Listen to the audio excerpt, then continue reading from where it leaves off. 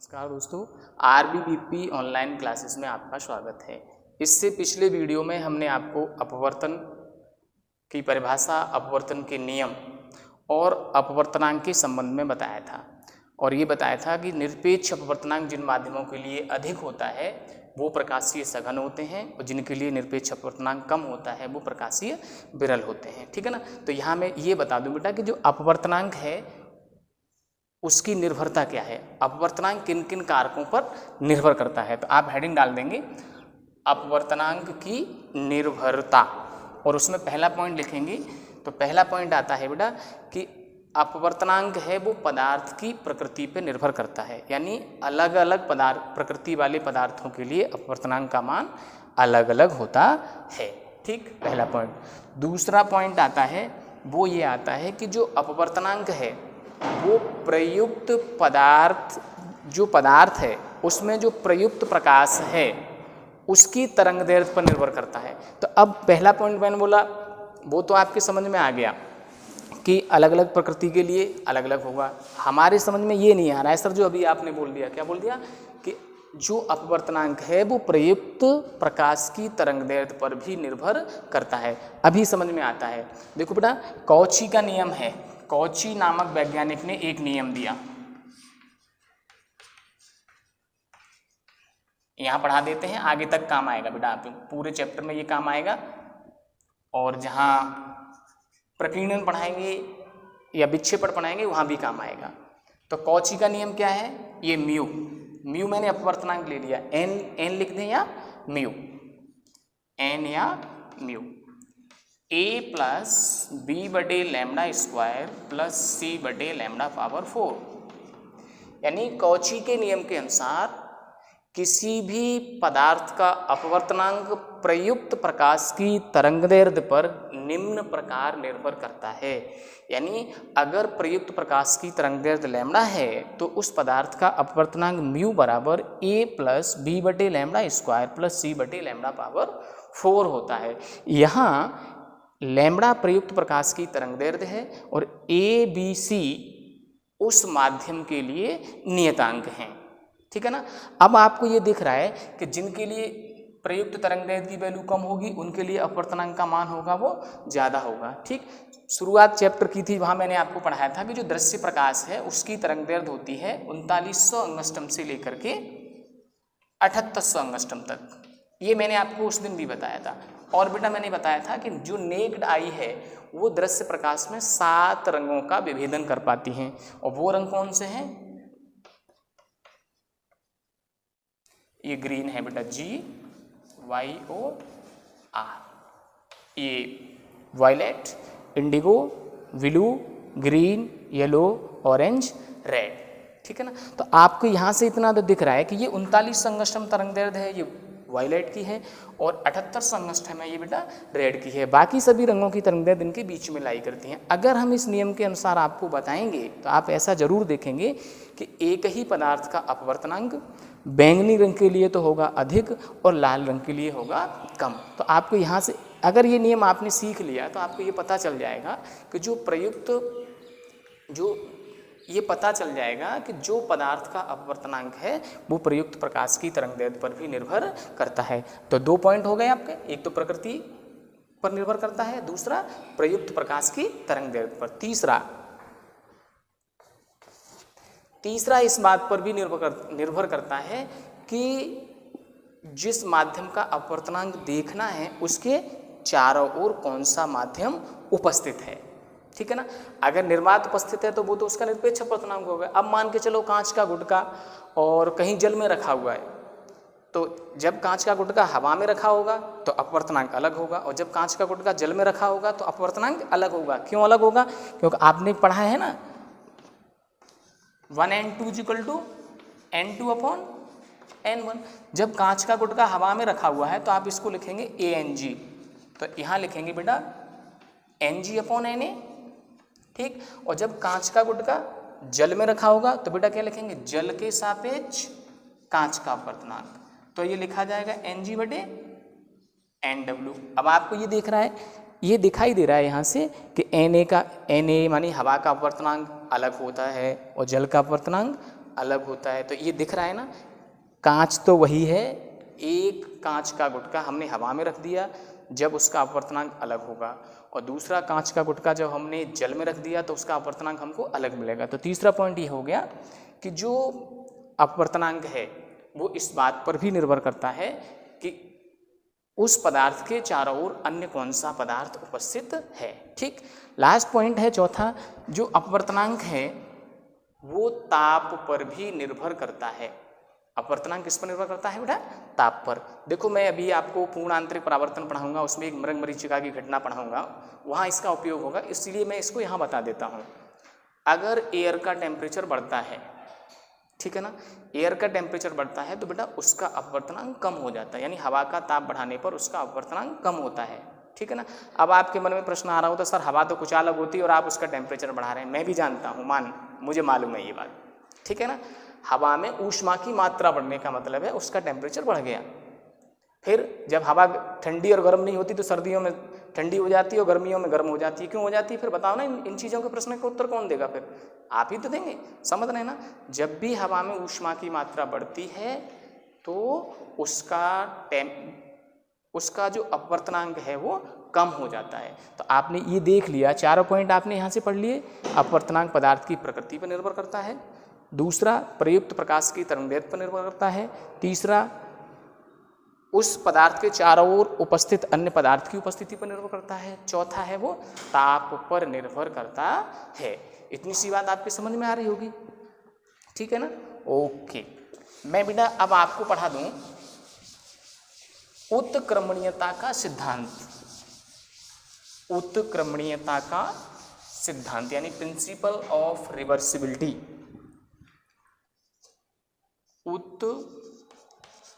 उत्क्रमणीयता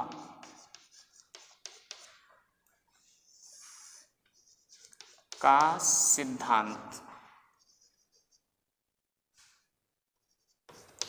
इसको आप कहते हैं प्रिंसिपल ऑफ रिवर्सिबिलिटी। आप लिख भी लेंगे NCIPLE, प्रिंसिपल ऑफ रिवर्सिबिलिटी।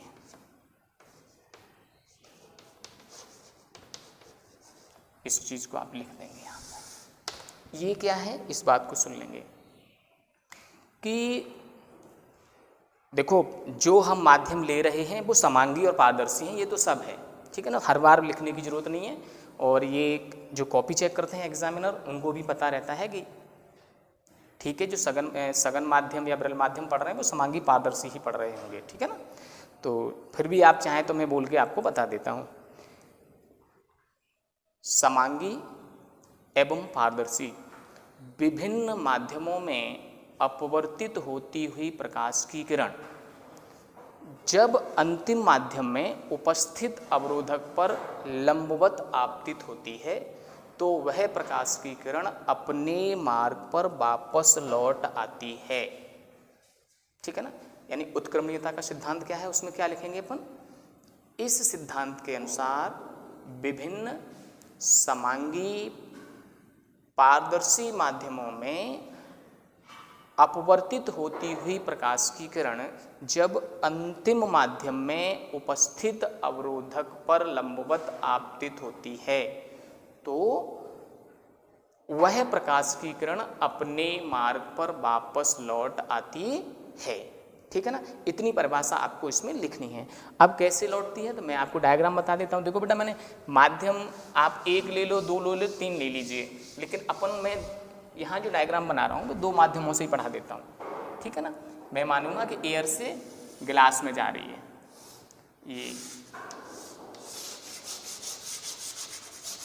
ये मैंने सेट कर दिया, ठीक है ना। आप डायग्राम बनाएंगे तो पेंसिल से सेट कर देंगे, इसको पता चल जाता है, ठीक। ये प्रकाश की किरण है, ये विरल माध्यम में आ रही है, ठीक। और बेटा यहाँ से अपवर्तित होगी और सघन माध्यम में ये कोई भी अवरोधक रखा है और अवरोधक के रूप में मैंने दर्पण ले लिया, क्योंकि दर्पण है वो अच्छा रिफ्लेक्टर होता है, आप लोगों ने परिभाषा में भी पढ़ा था, ठीक। और ये प्रकाश की किरण जब इस दर्पण पर लंबवत आएगी तो आप लोगों को पहले से जानते हो, बताने की बात है ही नहीं है कि जब दर्पण पर आने वाली किरण लंबवत होगी तो परावर्तन के बाद क्या होगा, अपने मार्ग पर लौट के जाएगी। तो ये प्रकाश की किरण यहाँ से अपने मार्ग पर वापस लौट जाती है। ये इस अपवर्तन की घटना है, इसी को हम कहेंगे उत्क्रमणीयता का सिद्धांत। अब मैंने तो 2 माध्यम बता दिए, आप इसके बाद तीसरा और ले सकते हैं, चौथा और दर्शा सकते हो, अंतिम माध्यम में इसको दिखा देना तब भी, लेकिन इतना बड़ा है ही नहीं, 2 बातें बतानी है तो मैं अभी आपको बता के फ्री कर देता हूँ। ये एंगल आर है, एंगल ऑफ रिफ्लेक्शन, रिफ्रैक्शन। ये बेटा एयर है, हवा, और इसे हम कांच कह देते हैं। सबको दिख रहा है, एयर, और ये गिलास। तो एयर है वो रेयर मीडियम है, और जो गिलास है वो हमारा डेंसर मीडियम है। इतना हमारा सबको दिख रहा है। इसीलिए ये प्रकाश की किरण है वो अभिलंब की ओर झुकी हुई है।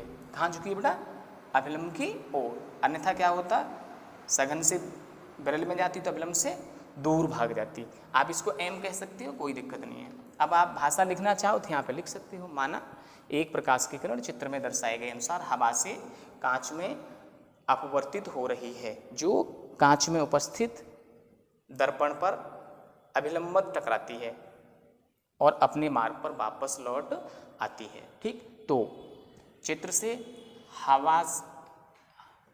हवा से कांच में अपवर्तन के लिए,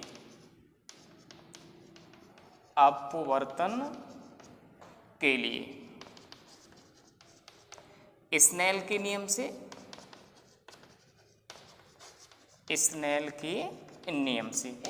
हवा से, अच्छा ऊपर लिखा हुआ है, ठीक है ना, स्नेल के नियम से क्या लिखेंगे अपन, साइन आई बटे साइन आर इजिकल टू कितना आएगा बेटा, मैंने आपको बताया था जहां आपतन कोण होता है उसके उस माध्यम के सापेक्ष जहां अपवर्तन कोण होता है उसका अपवर्तनांक, अर्थात हवा के सापेक्ष कांच का अपवर्तनांक। इसे समीकरण नंबर 1 डाल दो। इसी प्रकार परावर्तित किरण कहाँ जा रही है बेटा, आप देख लो, कांच से हवा में, तो परावर्तित किरण के लिए भी हम लगाएंगे। इसी प्रकार परावर्तित किरण के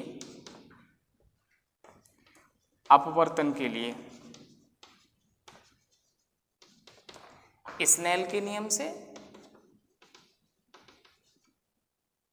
क्या आ जाएगा, आप देख लो, साइन, मैं आई डैश मान ले रहा हूं, बटे साइन आर डैश। आप सभी को मालूम है कि जो परावर्तित किरण है उसके लिए ये आपतन कोण बनेगा और ये अपवर्तन कोण बनेगा। तो माध्यम किसके सापेक्ष लिखा जाएगा, कांच के सापेक्ष हवा का लिखा जाएगा, GNA लिखा जाएगा। लेकिन I dash equal to R तथा आर डैश इक्वल टू कितना हो जाएगा बेटा, आई। अतः आप यहां लिखेंगे साइन आई डैश की वैल्यू कितनी है, आर, तो साइन आर बटे sine I equal to GNA। इसे लिख देंगे समीकरण नंबर 2। अब क्या करेंगे हम, समीकरण 1 और 2 का कर देंगे गुणा। तो यहां लिख देंगे समीकरण फर्स्ट व सेकंड का गुणा करने पर तो LHS का LHS में होता है, RHS का RHS में होता है, सभी जानते हैं, आप 12th में पढ़ रहे हैं और फिर फिजिक्स भी पढ़ रहे हैं। साइन आर अपॉन साइन आई कितना लिख देंगे, ANG इंटू GNA। ये कट गई, इधर आप LHS लिखेंगे तो साइन आर से साइन आर में भाग लग जाएगा, साइन आई से साइन आई में लग जाएगा, इक्वल टू आ जाएगा 1 equal to ANG into GNA। Okay, आप इसको 1 का भाग दे दें किसी का भी, तो मैं लिख सकता हूं यहां पर GNA equal to 1 upon ANG या ANG equal to 1 upon GNA। केवल मैंने आपको एक सिद्धांत था उसके आधार पर बता दिया, बाकी का तो मैंने आपको पिछले वीडियो में भी बताया था, यही बताया था। पिछले वीडियो में भी मैंने आपको यही पढ़ाया है, लेकिन वहाँ क्या लिखा था मैंने, 1n2 is equal to 1 upon 2n1, कई जगह लिखा है, आप देख सकते हैं। वही मैंने फिर यहाँ पे लिख दिया। अब आपकी परिभाषा इसके आधार पर भी लिख सकते हैं हम, जो मैंने परिभाषा पहले बोल दी सही है वो भी लिखेंगे और इसके नीचे यहाँ भी लिख देंगे। यानी उत्क्रमणीयता के सिद्धांत के अनुसार आप देख रहे हैं ना, एक माध्यम के सापेक्ष दूसरे माध्यम का अपवर्तनांक दूसरे माध्यम के सापेक्ष पहले माध्यम के अपवर्तनांक के व्युत्क्रम के बराबर होता है। तो यहीं आप लिख सकते हैं कि एक माध्यम के सापेक्ष दूसरे माध्यम का अपवर्तनांक दूसरे माध्यम के सापेक्ष पहले माध्यम के अपवर्तनांक के व्युत्क्रम के बराबर होता है। यही उत्क्रमणीयता का सिद्धांत है। तो अब आप कहें सर ये डेरिवेशन आएगा, मैं कह रहा हूँ बिल्कुल कभी नहीं आता है। तो हम फिर काय पढ़ा रहे हैं भाई, ये तो बताना है मुझे कि ANG = 1/GNA है। वहाँ दिया होगा, हम लोगों से पूछा जाता है, न्यूमेरिकल्स होते हैं जो प्रश्न होते हैं उन्हें पूछ सकता है। अब अपन से कोई भी कह दे एयर के सापेक्ष ग्लास का अपवर्तनांक दे रखा है वो 3/2 दे रखा है और पूछे कि ग्लास के सापेक्ष एयर का कितना है, तो आप आसानी से बता देंगे ना कि ग्लास के सापेक्ष एयर का जो भी अपवर्तनांक आएगा वो इसका जस्ट उल्टा आ जाएगा। कितना आ जाएगा? 2/3। इसका रिवर्स कर दो ना, ठीक है, इसलिए पढ़ाया है। इससे आगे आपको पढ़ाते हैं बहुमाध्यमों द्वारा प्रकाशिकीकरण का अपवर्तन। ये भी मैं आपको पढ़ा चुका हूँ, ठीक है ना। वहाँ मैंने रे डायग्राम से नहीं पढ़ाया था, केवल इतना पढ़ा दिया था मैंने कि 1n2 = n2/n1। यही यहाँ मैं पढ़ाने जा रहा हूँ। मैं करूँगा WNG = NG/NW। W for water, पानी के लिए, G फॉर ग्लास। तो ये लिखा है पानी के सापेक्ष कांच का अपवर्तनांक, यानी WNG = कांच का अपवर्तनांक बड़े पानी का अपवर्तनांक। इस बात को भी मैं आपको अभी सिद्ध करता हूँ, क्योंकि उसमें दे रखा होता है, प्रश्न कभी पूछ लेता है कि कांच का अपवर्तनांक कितना है और जल का अपवर्तनांक कितना है, अर्थात ये दोनों निरपेक्ष अपवर्तनांक है। फिर हमसे पूछता है कि जल के सापेक्ष कांच का अपवर्तनांक कितना होगा या कांच के सापेक्ष जल का कितना होगा, तो यही सूत्र लगाना होता है हमको। मैंने आपको पिछली वीडियो में ये बताया है 1n2 = n2/n1। अब रे डायग्राम बना के बता देता हूँ, ठीक है ना। तो हेडिंग क्या लिखा आपने? बहुमाध्यमों द्वारा प्रकाशिकीकरण का अपवर्तन। हेडिंग डाल दी आपने, ठीक है ना। हेडिंग डालने में मुझे टाइम ना लगवाएं आप, मैं रे डायग्राम बना के पढ़ा देता हूँ आपको। डाल दूँ? आपने डाल दिया होगा बहुमाध्यमों द्वारा प्रकाशिकीकरण का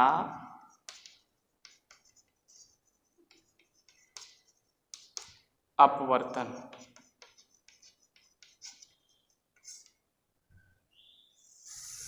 ठीक, तो बहुमाध्यम में मैं 3 माध्यम ले लेता हूँ। हवा से जल में जाएगी और फिर जल से कांच में चली जाएगी, ठीक है ना। जाएगी कि नहीं जाएगी? तो मैं डायग्राम बना देता हूँ, देखिए। ये तो मैंने जल दर्शा दिया,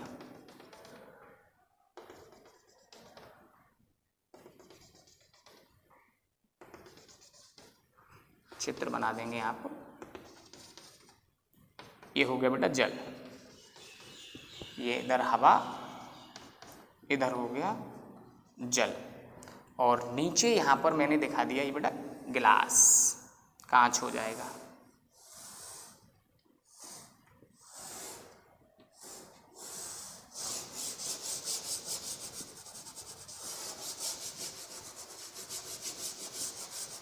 ठीक है, ये अब आपको पढ़ा देते हैं। ये कोई प्रकाश की किरण आ रही है हवा में संचरित होते हुए, कहाँ प्रवेश करेगी? जल में। तो जल हवा की अपेक्षा सघन है, तो ये एक अभिलंब की ओर झुक जाएगी, फिर यहाँ अपवर्तित होते हुए जाएगी, फिर जल से कहाँ प्रवेश करेगी? आप देख रहे हैं ना, कांच में। तो जल की अपेक्षा कांच सघन है तो और पास आ जाएगी, अभिलंब के और पास आ जाएगी, ऐसे करके आ जाएगी, ठीक। और अंत में इधर यहाँ हवा, यहाँ जल, यहाँ कांच, गिलास, है ना। और अंत में क्या है? फिर हवा है। तो हवा में निर्गत हो जाएगी। बेटा ये देखेंगे इधर जो माध्यम है, अगर वही माध्यम इधर होगा तो जो आपतन कोण है तो उसका मान निर्गत कोण के मान के बराबर होता है। आप ऐसे देखेंगे कि ये जो प्रकाश की किरण यहाँ से निकल के जाएगी वो अब अवलंब से दूर हटेगी। क्यों? क्योंकि ये सघन से विरल में जा रही है और इस प्रकार से दूर हटेगी कि ये वाली किरण और ये वाली किरण कैसी दिखेंगी हमको? समांतर। तो यहाँ ज़्यादा दूर हटा दी मैंने, समांतर से नहीं दिख रही है, उतना ही खींचेंगे आप जैसे कि समांतर से दिखे। ठीक है ना? तो ये आपतित किरण है, ये अपवर्तित किरण है, ये भी अपवर्तित किरण है और ये बेटा है निर्गत किरण। आप चाहें तो लिख सकते हैं यहाँ आपतित किरण, ठीक, और ये है निर्गत किरण। निर्गत किरण लिख दीजिए यहाँ। तो ये निर्गत कोण बनेगा E और यहाँ हम लिखेंगे आपतन कोण I और यहाँ लिख देंगे अपवर्तन कोण R। जल से कांच के लिए यहाँ O डाल दें, यहाँ O1 डाल दें, तो इसको हम लिख देते हैं I1, I डैश या I1 कुछ भी लिखो, कौन मना करता है आपसे, और यहाँ लिखते हैं R1। ठीक, और कांच से हवा में अपवर्तन के लिए इस वाले को यहाँ पे हम लिख देते हैं बेटा I2। ये I2 लिखा है, नहीं दिख रहा हो तो आप लिख लेंगे, आवाज़ तो सुनाई दे रही है आपको, ये I2 लिख रहा है। और यहाँ लिखेंगे हम R2 और R2 की वैल्यू किसके बराबर हो जाएगी? हमारी निर्गत कोण के बराबर हो जाएगी। और बेटा ये बात सही है, जो माध्यम इधर है वही माध्यम इधर होगा, तो ये आपतन कोण I और ये निर्गत कोण E दोनों के मान कैसे होते हैं? बराबर होते हैं। अब ज़्यादा है ही नहीं इसमें, मैं अभी आपको बताता हूँ। मैंने लिख लिया, माना कोई प्रकाश की किरण चित्र में दर्शाए गए अनुसार हवा से जल में और जल से कांच में अपवर्तित होते हुए अंत में हवा में निर्गत हो रही है। ठीक है ना? तो इस अपवर्तन की घटना के लिए आप लिखेंगे स्नेल के नियम के अनुसार हवा से जल में अपवर्तन के लिए क्या लिखेंगे आप यहाँ? हवा से, ऐसे लिखेंगे, हवा से जल में अपवर्तन के लिए लगा दो स्नेल के नियम से साइन I बटे साइन R इजिकल टू, आप खुद देखेंगे, एयर और ये वाटर और ये ग्लास। आप लिखेंगे यहाँ ANW, एयर के सापेक्ष वाटर का अपवर्तनांक। ये बात सही है आपके लिए, ठीक है ना? इसमें और कोई भी दिक्कत नहीं है। ओके, अच्छा, इसके बाद आप इसको यहाँ समीकरण 1 डाल सकते हो, कोई दिक्कत ही नहीं है। इसी प्रकार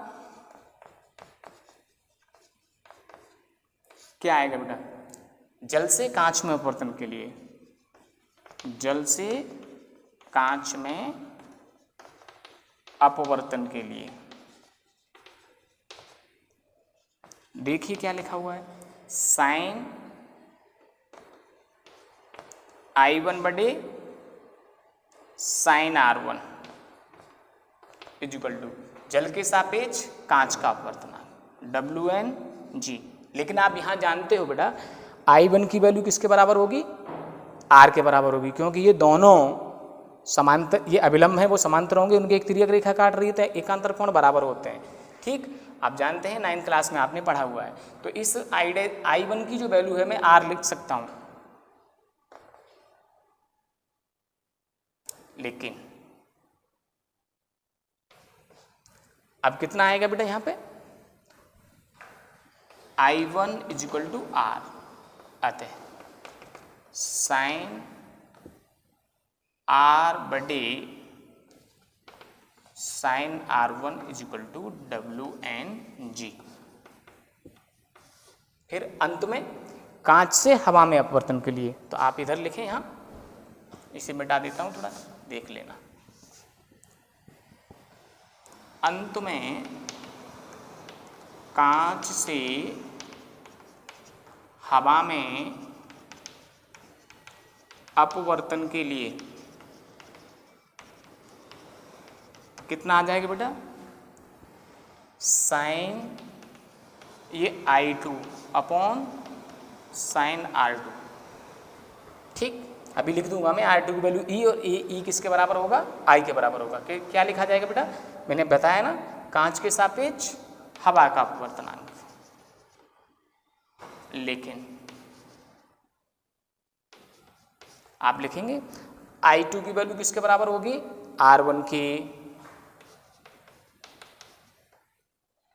तथा R2 बराबर E बराबर किसके होगा, I के। क्यों, आपतन कोण और निर्गत कोण कैसे होंगे, बराबर। क्यों, दोनों ओर माध्यम एक समान है। ये ऐसा तभी होगा जब जो माध्यम इधर है वही माध्यम इधर होगा। ओके, और ये I2 की वैल्यू R1 के बराबर क्यों है, ये तो आपको मालूम है। ये अभिलंब है, वो परस्पर समांतर होंगे, इनको तिर्यक रेखा काटेगी तो एकांतर कोण कैसे होंगे, बराबर हो जाएंगे। ओके, अतः क्या आएगा, ये साइन R1, I2 की जगह तो R1 रखना, और इसकी जगह लिखना है हमको R2 की जगह साइन I। ये लिखा जाएगा GNA। समीकरण नंबर हो जाएगा 3। अब आप क्या करेंगे, समीकरण 1, 2, 3 का कर देंगे गुणा। आप यहाँ लिखेंगे समीकरण फर्स्ट कॉमा सेकंड व थर्ड का गुणा करने पर, इधर आपने लिख लिया होगा तो मैं यहीं लिखता हूँ फिर मिटा करके, है ना। ठीक, उधर जगह ही नहीं है। क्या लिखना है मुझे, देखें आप, साइन I बटे साइन R इंटू समीकरण 2 क्या है, साइन R बटे साइन R1। समीकरण 3 साइन R1 बटे साइन I इजिकल टू क्या लिखा जाएगा, एयर से वाटर में ANW पहले समीकरण का, दूसरे का WNG, और तीसरे का लिखा जाएगा GNA। ठीक है ना, क्या लिखा जाएगा, GNA। आप देख रहे हो ये R1 से R से R में भाग लग जाएगा, R1 साइन, गलत बोला, साइन R से साइन R में भाग लगेगा, साइन R1 से साइन R1 में भाग लगेगा, और साइन I से साइन I में भाग लगेगा। तो ये LHS कितना आ जाएगा आपका 1 equal to ANW into WNG into GNA। आप देख सकते हैं, मैं लिख सकता हूँ WNG इजिकल टू, इन दोनों का भाग दे सकता हूँ, ये दोनों आपके नीचे आ जाएंगे भाग में, ANW इंटू GNA। ओके, अभी आपने पढ़ा था बेटा उत्क्रमणीयता के सिद्धांत में, आपने पढ़ा था कि 1/GNA की जगह हम ANG लिख सकते हैं।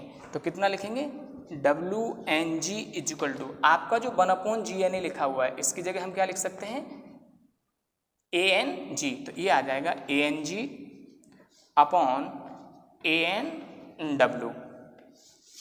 ठीक है ना बेटा, एयर के सापेक्ष अपवर्तनांक है या निर्वात के सापेक्ष है, क्योंकि कल मैंने आपको बताया था जो अपवर्तनांक निर्वात का होता है परफेक्टली 1, एयर का लगभग 1 होता है, 1.000 समथिंग। ठीक है ना, इसीलिए एयर के सापेक्ष जो अपवर्तनांक है ग्लास का, उसको भी हम निरपेक्ष अपवर्तनांक कह लेते हैं, और निर्वात के सापेक्ष है तो तब भी कहा जाता है। ठीक, तो आप यहाँ देख रहे हैं ये कांच का निरपेक्ष अपवर्तनांक बटे जल का निरपेक्ष अपवर्तनांक बराबर किसके है, जल के सापेक्ष कांच के अपवर्तनांक के बराबर है। अगर हम W की जगह हम 1 रख दें और G की जगह 2 रख दें तो आपका यही तो मिला, 1N2 is equal to N2 upon N1। ये बात मैंने आपको कल भी बताई थी पिछली वीडियो में कि दूसरे माध्यम के निरपेक्ष अपवर्तनांक तथा पहले माध्यम के निरपेक्ष अपवर्तनांक का अनुपात एक माध्यम के सापेक्ष दूसरे माध्यम के अपवर्तनांक के बराबर होता है। बेटा यहाँ W फॉर वाटर के लिए लिया गया है, कहीं कहीं बुक में लिक्विड हो सकता है, तो LNG, L फॉर लिक्विड, तो ये आ जाएगा ANG अपॉन ANL। बस एक प्रश्न पूछ सकता है आपसे, इसीलिए मुझे बार बार 2 बार इस बात को बताना पड़ा कि एक माध्यम का निरपेक्ष अपवर्तनांक इतना है, दूसरे माध्यम का निरपेक्ष अपवर्तनांक इतना है, तो पहले माध्यम के सापेक्ष दूसरे माध्यम के निरपेक्ष अपवर्तनांक का मान बताइए। ठीक है ना, तो ये आपने इतना देखा होगा कि उत्क्रमणीयता का सिद्धांत कहता है कि एक माध्यम के सापेक्ष दूसरे का अपवर्तनांक दूसरे माध्यम के सापेक्ष पहले माध्यम के अपवर्तनांक के व्युत्क्रम के बराबर होता है, और इसमें हम लोगों ने क्या देखा कि दूसरे माध्यम के निरपेक्ष अपवर्तनांक तथा पहले माध्यम के निरपेक्ष अपवर्तनांक का अनुपात एक माध्यम के सापेक्ष दूसरे माध्यम के अपवर्तनांक के बराबर होता है। इतना हम लोगों ने पढ़ लिया। अब इसके आगे हम बताते हैं बेटा, जो अपवर्तन की घटना है उसमें टॉपिक आता है हमारा पार्श्विक विस्थापन। क्या आता है बेटा? पार्श्विक विस्थापन। मैं लिखता हूँ यहाँ पर, फिर अभी आपको पढ़ा देता हूँ, ठीक है ना? देखिएगा, इसे कहते हैं लेटरल शिफ्ट, पार्श्विक विस्थापन।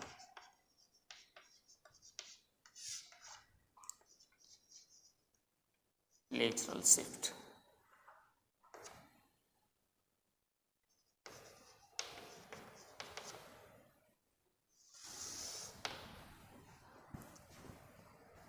समांगी, देखो मैं परिभाषा बोल रहा हूँ, आप पार्श्विक विस्थापन हेडिंग डालिए, उसमें लिख लेंगे।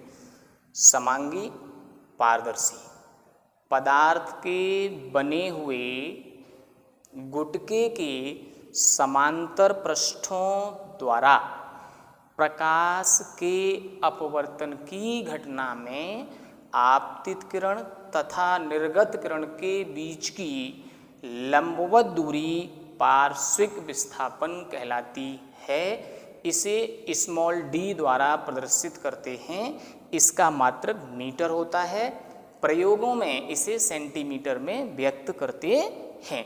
एक जो अपना लेबोरेटरी में प्रयोग होता है, कांच की सिल्ली का जो प्रयोग बोलते हैं, माइनर प्रैक्टिकल है, अभी तक 5 अंक का मिलता रहा है, तो बस वही आता है इसमें, इसीलिए मुझे उसको पढ़वाना है। बाकी इसमें डेरिवेशन में कराऊंगा आपको परिभाषा याद करनी है और फाइनल जो सूत्र आएगा उसको याद करना है, ठीक है ना? मैं बता दूंगा अभी पढ़ाने के बाद कि आपको इसमें कितना कितना याद रखना है। ओके, अब मैं डायग्राम बना लूँ, फिर आपको फिर बताता हूँ। हाँ, इतना जरूर ध्यान दें, मैं कहूँगा गुटके की मोटाई, तो ऐसे मान के चलिए ये गुटका है, डस्टर आपको दिख रहा है ना, तो हकीकत तो ये है कि ये गुटके की लंबाई है ना, और ये चौड़ाई है, और ये इसकी अपन मोटाई कहते हैं, लेकिन ये ऊंचाई है। ठीक, यहाँ मोटाई से मतलब है जिन पृष्ठों के द्वारा अपवर्तन हो रहा है उनके बीच की दूरी। मैं फिर कह रहा हूँ, मोटाई से मतलब अगर प्रकाश की किरण इसमें प्रवेश कर रही है और इधर से बाहर निकल रही है, इसका मतलब मोटाई ये ली जाएगी, ये नहीं ली जाएगी गुटके की ऊंचाई नहीं, नो, दोनों यानी समांतर पृष्ठों के बीच की दूरी। जिन समांतर पृष्ठों से अपवर्तन की घटना हो रही है उनके बीच की दूरी है वो गुटके की मोटाई मानी जाएगी। ओके, सुन पा रहे हैं? तो मैं यहाँ अब आपके लिए डायग्राम बना देता हूँ। ये कोई भी कांच की सिल्ली है, ठीक है ना, इसकी मोटाई हम लेंगे टी। कितनी मानेंगे? टी मानेंगे। ओके, आप पेंसिल से इसको सेट कर देंगे। जो बाउंड्री दिख रही है, अगर बीच में ये मैं सेट कर रहा हूँ, ये चौक नहीं दिख रहा है, तो आप ये समझ लो कि ये पेंसिल से आपको सेट करना है। इतना ठीक है ना? तो जरा देखेंगे आप, ये काय का गुटका है? गिलास। ठीक, ये गुटके की मोटाई कितनी है? टी। गुटके की मोटाई से मतलब है, मैंने फिर कह दिया, समांतर पृष्ठों के बीच की दूरी जिनके द्वारा अपवर्तन हो रहा है, ये टी लिखा हुआ है, आप देख लें। ओके, यहाँ पर ये प्रकाश की किरण आएगी,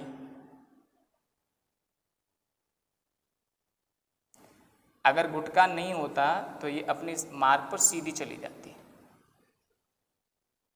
ऐसे करके। ठीक है, चलो यहाँ से मुड़ गई है तो मैं यहाँ थोड़ा सीधा कर देता हूँ इसको। बिना विचलित हुए सीधी चली जाती, लेकिन हुआ क्या, ये एयर से ग्लास में प्रवेश करेगी तो सीधी तो जाएगी नहीं, अपने मार्ग से विचलित होगी और अभिलंब की ओर झुकेगी। इसको मैंने कह दिया O। ये हो गया आपतन कोण, ये हमारी किरण हो गई आपतित किरण। ठीक, तो ये कहाँ जाएगी? अभिलंब की ओर झुकेगी, यहाँ आएगी।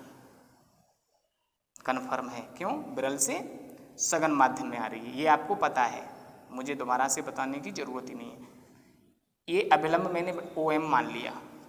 ठीक, अब बेटा क्या होगा, यहाँ से ये प्रकाश की किरण एयर में ही निकलेगी इधर। तो मैंने अभी क्या बताया था, जो माध्यम इधर है अगर वही माध्यम इधर है तो ये वाली किरण और ये वाली किरण कैसी होगी? परस्पर समांतर होगी। ठीक, तो देखो यहाँ निकलेगी तो इसी के समांतर निकल जाएगी। आपको ऐसा लग रहा है कि आगे जाके मिलेंगी, मिलेंगी नहीं, ये दोनों समांतर हैं, निश्चित रूप से ये दोनों समांतर होंगे। ठीक, आगे कहीं भी नहीं मिलेंगे, आप देख लें इनको। तो ये वाला जो कोण होगा वो बेटा निर्गत कोण होगा और ये आपतन कोण। आप देखेंगे तो इस पॉइंट को मैं डाल देता हूँ ओ डैश। क्या डाला, ये पॉइंट है उसका नाम ओ डैश है। तो इन दोनों किरणों के बीच की लंबवत दूरी, ऐसे करके आप ऐसे करके इसके रख लें जो दोनों पे लंबवत हो, इस लंबवत दूरी को हम डी कहेंगे, जो मैंने यहाँ दर्शा दी। ये पार्श्विक विस्थापन है। ये जो डी दिख रहा है हमको, छोटा डी बनाया है, ये पार्श्विक विस्थापन है। अब आप देख सकते हैं यहाँ पर कि समांगी पारदर्शी माध्यम के बने हुए गुटके के समांतर पृष्ठों द्वारा प्रकाश के अपवर्तन की घटना में आपतित किरण तथा निर्गत किरण के बीच की लंबवत दूरी पार्श्विक विस्थापन कहलाती है। समझ रहे हैं ना? तो ये डी है। अब इस डी को मैं बजाय यहाँ बनाने के यहाँ पर अभिलंब खींचूंगा, वही तो डी होगा, वो भी डी होगा ना। ये ओ एन है, ये ओ एन भी हमारा क्या होगा, डी होगा। तो आपका रे डायग्राम जब समझ में आ जाएगा तो फिर आपको बिल्कुल क्लियर हो जाएगा। रे डायग्राम देखो मैंने बहुत स्लो बनाया और आपने बना भी लिया होगा। ये आपतित किरण है, इसको कहेंगे अपवर्तित किरण और इसको कहेंगे निर्गत किरण। निर्गत किरण, इंसिडेंट रे, रिफ्रैक्टेड रे और इमर्जेंट रे, इसलिए ये इमर्जेंट एंगल बना हुआ है। ठीक, इतना आप देख रहे होंगे। अब देखो बेटा, ये वाला कोण तो बनेगा हमारा आर। सभी देखेंगे जो समकोण त्रिभुज ओ एन ओ डैश दिख रहा है, इसमें ये वाला जो एंगल बनेगा ये, इसकी वैल्यू आई माइनस आर होगी। क्यों बेटा, ये टोटल, ये डॉटेड लाइन और ये वाला ये अभिलंब, इनके बीच का पूरा एंगल आई होगा, क्योंकि शीर्षाभिमुख कोण है। और शीर्षाभिमुख कोण कैसे होते हैं, बराबर। इसमें से आर कट गया तो ये बचा कितना हमारा, इधर का कितना बचेगा, ये बचेगा आई माइनस आर बचेगा। आप लिख लें, यहाँ साफ नहीं दिख रहा है आपको तो लिखिए कि लिख लीजिए आई माइनस आर। हो सकता है वीडियो में ना दिख रहा हो क्योंकि मैं छोटा छोटा लिखा है। अब आप देखेंगे कि डी की वैल्यू हमको निकालनी है। ठीक, तो बस भाषा क्या, देखो परिभाषा लिख दी, उसके बाद भाषा क्या लिखेंगे, माना कांच का बना हुआ स्मॉल टी मोटाई का एक आयताकार गुटका है जिसमें, जो हवा में उपस्थित है, जिसमें कोई प्रकाश की किरण चित्र में दर्शाए गए अनुसार अपवर्तित हो रही है। यदि इस किरण के लिए पार्श्विक विस्थापन डी है तो इसका मान ज्ञात करने के लिए चित्र से आप देखेंगे समकोण त्रिभुज ओ एन ओ डैश। ठीक, अब डी निकालना है तो बेटा इसके लिए क्या बनेगा, ये अभिलंब। और ओ एन की वैल्यू तो हमें मिल नहीं पाएगी, हमें किसकी वैल्यू मिल सकती है, ओ डैश की। तो ये अभिलंब हो गया और ये हो गया इसका कर्ण। और अभिलंब और कर्ण में संबंध कौन बताता है, साइन बताता है। तो मैं यही लिखूंगा, चित्र से समकोण त्रिभुज ओ एन ओ डैश में कितना लिखेंगे, sine I minus R equal to, यानी साइन थीटा बराबर क्या होता है, लंब बटे कर्ण। लंब कौन है, ओ डैश एन बटे O dash. O dash N की वैल्यू कितनी है आपकी, डी। ये डी हम चाहते ही हैं, ये है ओ डैश। तो ये हो जाएगा D equal to O dash sine I minus R. इसे समीकरण 1 डाल दिया। कैसे ही करके ओ डैश की वैल्यू हम यहाँ पे लगा दें।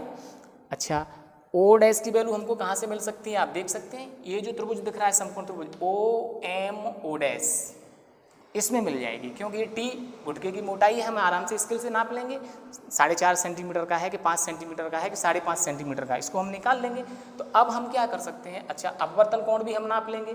तो बेटा ओ डैश हमको चाहिए, इस वाले त्रिभुज में ये ओ डैश बनेगा कर्ण और ये बनेगा आधार। और कर्ण और आधार में संबंध कौन बताता है, कौस बताता है। तो बस ये लिखेंगे, तथा समकोण त्रिभुज